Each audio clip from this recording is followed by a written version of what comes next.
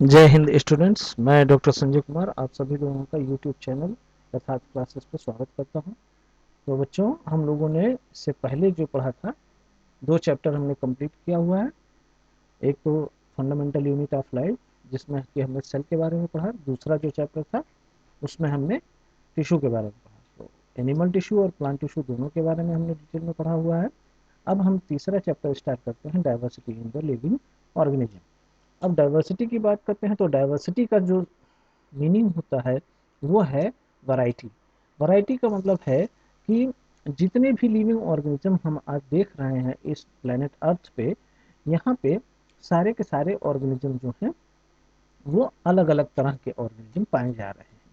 अलग अलग जगहों पे अलग अलग तरह के ऑर्गेनिज्म पाए जा रहे हैं। जितने भी ऑर्गेनिज्म पाए जा रहे हैं उनके अंदर कोई ना कोई सिमिलरिटी है और कोई ना कोई डिफरेंस है, जिसके कारण से वो एक दूसरे से अलग हैं। तो अब हम इसमें से देखते हैं कि डाइवर्सिटी कितनी है हमारे इस प्लेनेट अर्थ पे। तो अभी तक जो साइंटिस्टों का मानना है, साइंटिस्टों ने जो अभी लिस्ट किया हुआ है वो सिर्फ 1.8 मिलियन स्पीसीज हैं। इतने जो है एनिमल्स और प्लांट्स को जो है वो कैटेगराइज कर लिया गया है, उनको डिस्क्राइब किया गया है।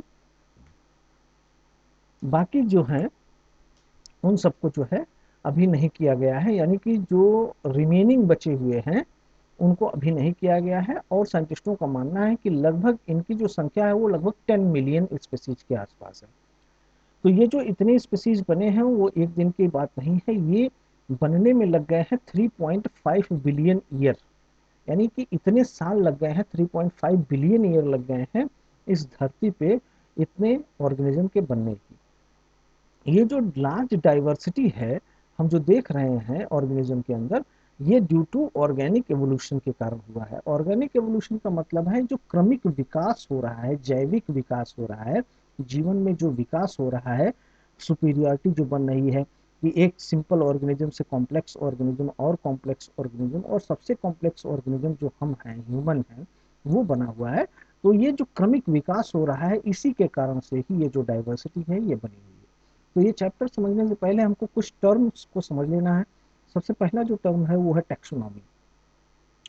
टैक्सोनॉमी का मतलब होता है कि it is a functional science which deals with the identification, nomenclature and classification of different kind of organisms. यानी कि इस ये ब्रांच है, एक साइंस की एक ब्रांच है जिसमें कि हम किसी भी ऑर्गेनिज्म का आइडेंटिफिकेशन करते हैं, आइडेंटिफाई करते हैं कि वो किस तरह का ऑर्गेनिज्म है। दूसरा काम करते हैं इसमें हम इसका नाम रखते हैं, नॉमेनक्लेचर करते हैं, इनका नामकरण संस्कार हम करते हैं। और तीसरा जो है वो क्लासिफिकेशन। क्लासिफिकेशन का मतलब है कि इनके सिमिलरिटी और डिफरेंसेस के आधार पे इनको एक डिफरेंट ग्रुप में रखना ही क्लासिफिकेशन कहलाता है। दूसरा जो टर्म हमने अभी आपको बताया क्लासिफिकेशन, तो क्लासिफिकेशन का मतलब होता है arrangement of organism into groups according to their similarity and dissimilarity present between them। यानी कि अगर जो आपके पास मान लीजिए ढेर सारे एनिमल्स आपको दे दिया जाए और उसमें से कहा जाए कि इन ऑर्गेनिज्म को आप ग्रुप में बांटिए, ढेर सारे ऑर्गेनिजम्स हैं, तो आप क्या करोगे, उनके कुछ जो है करेक्टरिस्टिक फीचर ले लोगे और उसी के आधार पर इनको जो है अलग अलग ग्रुप में बांट दोगे। जैसे हम मान लेते हैं कि उनके हैबिटेट के आधार पर आप उनको बांट दिए। हैबिटेट का मतलब है कि पानी में रहने वाले जीव जो हैं उनको आप अलग कर दिए, जो हवा में उड़ने वाले जीव हैं उनको आप अलग कर दिए, जो टेरेस्ट्रियल रीजन पर रहने वाले जीव हैं उनको आपने अलग कर दिया। तो आपने एक तीन ग्रुप बना दिया। तो इन इसी तरह से ग्रुप बनाने वाली जो प्रोसेस है उसे हम क्लासिफिकेशन कहते हैं। तो अब ये जो डाइवर्सिटी है, डाइवर्सिटी का मीन क्या होता है, इसका मतलब होता है वैरायटी। और डिफरेंट प्लेसेस जो अर्थ पे पाए जा रहे हैं, तो हम देखते हैं कि वहाँ पे डिफरेंट टाइप के लिविंग बींग्स पाए जा रहे हैं। जैसे अगर हम बात करें कि अर्थ पे जो है उसको, अब पूरे अर्थ को हम दो भागों में डिवाइड कर सकते हैं। पहला जो है वो है हमारा टेरिस्ट्रियल रीजन और दूसरा जो है वो है हमारा एक्वाटिक रीजन। जो एक्वाटिक रीजन है यहाँ पे वाटर है और ये जो है हमारा टेरिस्ट्रियल रीजन वाला भाग है। तो टेरिस्ट्रियल रीजन में भी कई तरह के आपको जगह देखने को मिल जाएगी। जैसे कि फॉरेस्ट हो सकता है, जैसे कि वहाँ पे डिजर्ट हो सकता है, जैसे कि वहाँ पे बर्फ जमी हो सकती है, जैसे कि वहाँ पे माउंटेन हो सकता है। तो अलग अलग इसी टेरिस्ट्रियल रीजन में भी अलग अलग जगह पाई जा सकती है। तो ये जो है अलग अलग जगहों पे अलग अलग तरह के ऑर्गेनिज्म का भी पाया जाना होता है। जैसे जिन ऑर्गेनिज्म को हम डिजर्ट में देखते हैं वो फॉरेस्ट में नहीं रहते हैं, या जिन ऑर्गेनिज्म को हम पोलर रीजन पे, यानी कि जहाँ पे हमेशा बर्फ जमी रहती है, वहां पे जिन ऑर्गेनिज्म को देखते हैं उन ऑर्गेनिज्म को हम प्लेन में नहीं देख पाएंगे, घास के मैदान में नहीं देख पाएंगे हम उनको। तो अलग अलग जगह होने के कारण भी ये डाइवर्सिटी बनती है। तो इसी डाइवर्सिटी के कारण, जो डाइवर्सिटी या वैरायटी ऑफ एनिमल्स पाए जा रहे हैं, इसी के कारण जो है हमको क्लासिफिकेशन की जरूरत पड़ी। यानी diversity is the need of classification. Classification की जो नीड है वो क्या है? डाइवर्सिटी है। डाइवर्सिटी अगर जो नहीं होती तो हमको क्लासिफिकेशन करने की जरूरत ही नहीं होती। तो अब हम कहते हैं कि सिग्निफिकेंस क्या है क्लासिफिकेशन का? सिग्निफिकेंस जो है वो ऑर्गेनिज्म को on the basis of their common feature के हिसाब से हम इनको ग्रुप और सब ग्रुप में डिवाइड करते हैं। तो इसके कारण से एक हायरार्की बन जाती है। पहले एक छोटा ग्रुप होगा, कई छोटे ग्रुप मिलकर के एक थोड़ा सा बड़ा ग्रुप बनाएंगे, कई बड़े ग्रुप मिलकर के एक और बड़ा ग्रुप बनाएंगे। तो इसी तरह से एक हायरार्की जो है वो बनती हुई चली जाती है। दूसरी इसकी खास बात होती है, सिग्निफिकेंस इसका होता है कि जो स्टडी होती है वो हमको आसान हो जाती है, क्योंकि हमारे पास 18 लाख एनिमल या प्लांट हैं। तो 18 लाख एनिमल और प्लांट की स्टडी करना बहुत आसान नहीं है। ये तो रिपोर्टेड है, लेकिन जो रिपोर्टेड नहीं है उनको अगर जो मिला करके हम देखें तो लगभग 100 लाख एनिमल पाए जा रहे हैं। तो 100 लाख एनिमल की स्टडी करना संभव नहीं है। तो हम क्या करते हैं, इनको ग्रुप और सब ग्रुप में डिवाइड कर देते हैं। तो एक ग्रुप में 1500 एनिमल रखे गए हैं। अब एक ग्रुप में किसी एक एनिमल की स्टडी अगर जो हम कर लेते हैं तो हमको पूरे ग्रुप की स्टडी हो जाती है। तो इस तरह से हमारी जो स्टडी भी है वो बहुत आसान हो जाती है। It is essential to understand the inter relationship amongst their different groups of the organism. तो जो डिफरेंट ग्रुप ऑर्गेनिज्म के हैं उनके बीच में क्या इंटर रिलेशनशिप है, इसके बारे में भी हम इस जो है क्लासिफिकेशन से समझ सकते हैं। अब हम बात करते हैं जो क्लासिफिकेशन हुआ है वो कौन कौन से क्लासिफिकेशन स्टार्ट हुए हैं, कैसे कैसे किया गया है। तो सबसे पहला जो क्लासिफिकेशन सिस्टम था वो टू किंगडम क्लासिफिकेशन था। यानी दो सबसे बड़े ग्रुप में इसको पूरे ऑर्गेनिज्म को डिवाइड कर दिया गया। ऑर्गेनिज्म का मतलब होता है प्लांट, एनिमल, प्रोटोजोआ, बैक्टीरिया, सारे जितने भी लिविंग हैं उन सभी को हम ऑर्गेनिज्म कहेंगे। और इनको जो है दो बड़े भागों में डिवाइड किया गया। इसे ही हम टू किंगडम क्लासिफिकेशन सिस्टम कहते हैं। इसको सबसे पहले इंट्रोड्यूस किया था 1758 में कैरोलस लिनियस साहब ने। तो कैरोलस लिनियस साहब ने सिर्फ दो ग्रुप बनाया था, उसमें प्लांट और एनिमल। यानी प्लांट में जितने भी सारे प्लांट आते थे सबको उस किंगडम में रख दिया, दो जितने एनिमल्स थे उनको एक एनिमल किंगडम में रख दिया। लेकिन इस किंगडम सिस्टम की जो टू किंगडम सिस्टम है इसकी कुछ जो है वो कमियां थी। जैसे फंजाई, बैक्टीरिया और यूग्लिना के लिए कोई भी जगह इन्होंने नहीं दिया, क्योंकि यूग्लिना एक ऐसा एनिमल है कि जो प्लांट की तरह भी काम करता है और एनिमल की तरह भी काम करता है। यानी जब लाइट रहेगी तो ये फोटोसिंथेसिस का काम करता है, लेकिन जब लाइट नहीं मिलेगी इसको तो ये एनिमल की तरह न्यूट्रिशन करने लगता है। यानी अपना भोजन खुद भी बना सकता है लाइट के प्रेजेंस में। जब लाइट नहीं रहेगा तो एनिमल की तरह ये फीडिंग करता है। बैक्टीरिया जो है ये प्रोकैरियोटिक ऑर्गेनिज्म है, यूनिसेलर है, सिंगल का होता है। और जबकि फंजाई जो है एक अलग तरह का ग्रुप है, ये तो ना तो प्लांट है और ना ही एनिमल है।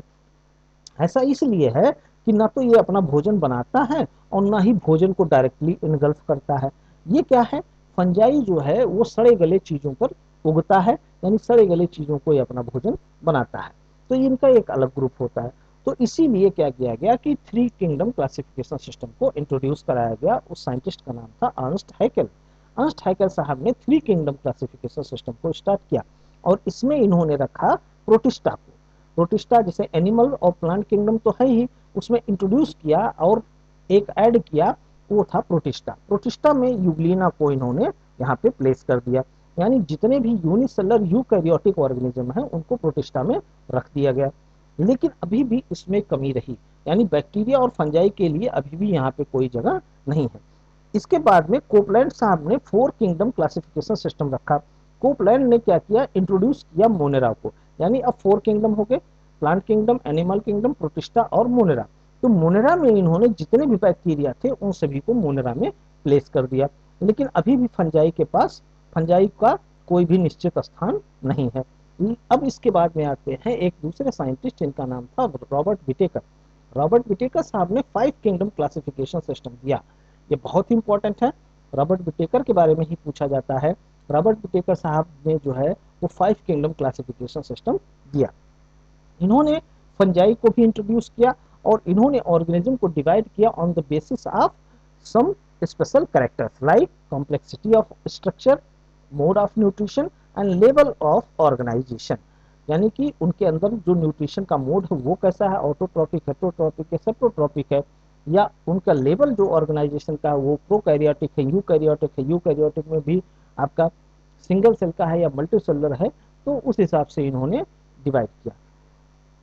उसके बाद एक दूसरे साइंटिस्ट आते हैं कार्ल ऊज। इन्होंने डिवाइड मोनरा किंगडम को, जो मोनरा एक किंगडम है, उस किंगडम को जो है वो डिवाइड कर दिया 2 ग्रुप में, एक यू बैक्टीरिया और दूसरा जो था वो था आर्की बैक्टीरिया। अभी हम इसके बारे में चर्चा करेंगे। अब यू बैक्टीरिया और आर्की बैक्टीरिया को अगर जो हम मान लें कि ये मोनरा है, किंगडम मोनरा है, तो किंगडम मोनरा से जो है वो प्रोटिस्टा का डेवलपमेंट होता है, प्रोटिस्टा बना। प्रोटिस्टा क्या है, ये यूकैरियोटिक यूनिसेलुलर ऑर्गेनिज्म है। अब इस यू प्रोटिस्टा से जो है वो प्लांटी का डेवलपमेंट हुआ, यानी प्लांट का डेवलपमेंट हुआ, यानी मल्टीसेलुलर यूकैरियोटिक है। उसी प्रोटिस्टा से एनिमल का भी डेवलपमेंट हुआ, ये भी मल्टीसेलुलर यूकैरियोटिक सेल्स हैं। और इसी से जो है फंजाई का भी डेवलपमेंट हुआ, ये भी मल्टीसेलुलर यूकैरियोटिक ऑर्गेनिज्म है। अब हम बात करते हैं जो किंगडम मोनेरा था, इसको 2 भाग में डिवाइड किया गया, आर्की बैक्टीरिया और यू बैक्टीरिया। आर्की बैक्टीरिया ऐसे बैक्टीरिया होते हैं जो बहुत ही एक्सट्रीम कंडीशन में पाए जाते हैं, बहुत ही हार्श कंडीशन में पाए जाते हैं, उनको हम आर्की बैक्टीरिया कहते हैं। आर्की बैक्टीरिया जो है ये एक्सट्रीमोफाइल भी कहलाते हैं, क्योंकि ये एक्सट्रीम कंडीशन में पाए जाते हैं, जैसे बहुत ज़्यादा टेम्परेचर हो, बहुत ज़्यादा साल्ट का कंसंट्रेशन हो, बहुत ज़्यादा वहाँ पे जो है वो गैसियस का कंसंट्रेशन, जैसे मार्सी एरिया में दलदली भूमि पे पाई जाती है, बहुत ज़्यादा वहाँ पे जो है प्रेशर हो, तो ऐसे ऐसे जगहों पे पाए जाते हैं आर्की बैक्टीरिया। और जो यू बैक्टीरिया है इनको हम ट्रू बैक्टीरिया कहते हैं, जो हमको हर जगह दिखाई देते हैं, चाहे वो एयर हो, वाटर हो, सॉइल हो, हर जगह पे ये यू बैक्टीरिया पाए जाते हैं। इसके बाद हम देखते हैं hierarchy of the classification system.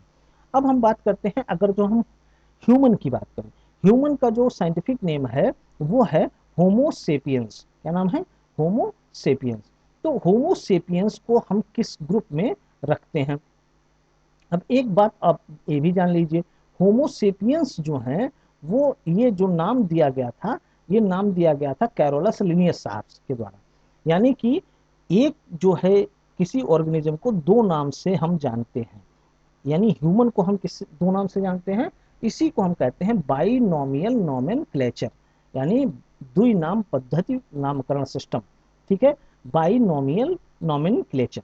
ठीक है, तो यहाँ पे 2 नाम होते हैं, एक ऑर्गेनिज्म को 2 नाम से यहाँ पे बुलाया जाता है। तो होमोसेपियंस, अब बाइनोमियल नोमेनक्लेचर किसने दिया था? कैरोलस लिनियस ने। 2 किंगडम क्लासिफिकेशन किसने दिया था? कैरोलस लिनियस ने। इसीलिए जो है टैक्सोनॉमी के फादर कहे जाते हैं, फादर ऑफ टैक्सोनॉमी जो है वो कौन से हैं? कैरोलस लिनियस है। तो अब होमोसेपियंस की बात हम करते हैं। तो होमोसेपियंस क्या है भाई? वो एनिमल है। क्या है? एनिमल है। तो एक किंगडम बना दिया गया एनिमल, यानी एनिमल में ढेर सारे एनिमल्स रखे गए होंगे, ऐसे एनिमल्स जिनके पास रीढ़ की हड्डी पाई जाती है और जिनके पास रीढ़ की हड्डी नहीं पाई जाती है, तो इनको भी रखा गया। तो इसमें जो है यानी एक किंगडम में ढेर सारे जो है वो छोटे छोटे ग्रुप होंगे और उन ग्रुप को कहा जाएगा फाइलम। ठीक है, तो उसमें से एक फाइलम होता है कॉर्डेटा, यानी ऐसे एनिमल्स जिनके पास रीढ़ की हड्डी पाई जाती है, तो उनको हम कहते हैं कॉर्डेटा। अब इस कॉर्डेटा में, ये कॉर्डेटा है, अब इस कॉर्डेटा में भी छोटे छोटे कई ग्रुप होंगे। अब ये जो छोटे छोटे ग्रुप जो हैं ये कहलाते हैं क्लासेस। अब ये क्लासेस में यानी कि एक कॉर्डेटा में ढेर सारे क्लास होंगे, उसमें एक क्लास आता है मेमेलिया, मेमल्स। मेमेलिया में वो ऑर्गेनिज्म आते हैं जो अपने बच्चों को दूध पिलाते हैं, यानी ह्यूमन भी अपने बच्चों को दूध पिलाता है, गाय भी अपने बच्चे को दूध पिलाती है, और यहाँ पे बकरी भी अपने बच्चे को दूध पिलाती है, शेर भी अपने बच्चे को दूध पिलाता है, बिल्ली भी अपने बच्चे को दूध पिलाती है। ठीक है, तो अब इन सबको एक में रख दिया गया, यानी अपने बच्चे को जो दूध पिलाने वाले हैं इनको सबको एक में रख दिया गया। लेकिन अब देखिए इस क्लास में भी कई छोटे छोटे जो हैं ऑर्डर हैं, कई छोटे छोटे ग्रुप हैं जिनको ऑर्डर कहा जाएगा। अब उसमें से एक ऑर्डर है प्राइमेट्स। एक ऑर्डर क्या है? प्राइमेट है। अब प्राइमेट का मतलब है कि अभी हमने मैमल्स के बारे में आपको बताया जो अपने बच्चों को दूध पिलाते हैं, लेकिन उनमें भी प्राइमेट कौन है? जो बंदर जैसे दिखते हैं, बंदर जैसा स्ट्रक्चर जिनके पास होता है उन्हें हम प्राइमेट कहते हैं। इसमें मंकी भी आएगा, चिंपैंजी भी आएगा, गोरिल्ला भी आएगा, ओरेंगुटान भी आएगा, ह्यूमन भी आएगा, गिब्बन भी आएगा। तो ये सारे जो आएंगे वो किस में आएंगे? आपके प्राइमेट्स में आएंगे। तो ये कहलाएगा ऑर्डर। ठीक है। अब एक ऑर्डर में छोटे छोटे और भी ग्रुप होंगे। अब उसमें कई ग्रुप हैं, वो ग्रुप कहलाते हैं फैमिली। क्या कहलाते हैं? फैमिली। उसमें से एक फैमिली है होमिनिड। क्या है? होमिनिड। होमिनिड का मतलब है ऐसे ऑर्गेनिज्म जो ह्यूमन लाइक स्ट्रक्चर होता है, ऐसे ऑर्गेनिज्म जिनका ह्यूमन लाइक स्ट्रक्चर होता है उनको कहते हैं होमिनिड। होमिनिड में कौन कौन से आएंगे भाई? ऐसे ही आप समझ लो, चिंपैंजी आता है, गिब्बन आता है, ओरेंगुटान आता है, ठीक है, गोरिल्ला आता है, और ह्यूमन तो है ही है। तो इन सब एक फैमिली बना रहे हैं, वो कहलाते हैं होमिनिड्स। ठीक है। अब होमिनिड्स एक फैमिली के अंदर भी छोटे छोटे ग्रुप होते हैं जिनको कहा जाता है जीनस। इन ग्रुप को क्या कहा जाएगा? जीनस। अब उस छोटे छोटे ग्रुप्स जो जीनस हैं उनमें भी एक जीनस पाया जाता है, उसे हम कहते हैं होमो। होमो का मतलब है जो एकदम ह्यूमन की तरह हो, एकदम ह्यूमन की तरह हो, उन्हें हम होमो में रखेंगे। जैसे आज के समय में जो हम लोग पाए जा रहे हैं एकदम ह्यूमन है, तो ह्यूमन है ही है भाई, तो उनको हमने रखा हुआ है। लेकिन इससे पहले भी कुछ ह्यूमन पाए जाते थे, जैसे होमो इरेक्टस, होमो निएंडरथैलिस, होमो रामापिथिकस और ऑस्ट्रेलोपिथिकस। तो ये सब जो थे ये क्या थे? होमो थे। होमो का मतलब हुआ कि जो इंसान जैसे थे। तो ये सारे इंसान जैसे थे, तो इसीलिए इनको होमो के कैटेगरी में रखा गया। ठीक है। तो लेकिन अब होमो जो जीनस है उसमें सिर्फ एक ही स्पीसीज है, एक ही स्पीसीज पाई जा रही है। लेकिन और सब जो ऑर्गेनिज्म के ग्रुप हैं उसमें अलग अलग स्पीसीज भी मिलती हैं। ह्यूमन जो है उसमें सिर्फ एक ही स्पीसीज है, वो है होमो सेपियंस। आज हम धरती पर सिर्फ अकेले जो है होमो के जीनस हैं वो है सेपियंस। क्लियर हो रहा है? यानी एक जीनस में ढेर सारे छोटे छोटे ग्रुप हो सकते हैं, उनको हम कहेंगे स्पीसीज। ठीक है। तो हमारा नाम जो बन रहा है वो पहला जो अक्षर होता है वो होता है जीनस, और जो दूसरा वर्ड होता है वो होता है हमारा स्पीसीज का। ये क्लियर हो गया? तो अब इसी को हम कहते हैं हायरार्की। इसी को कहते हैं क्या?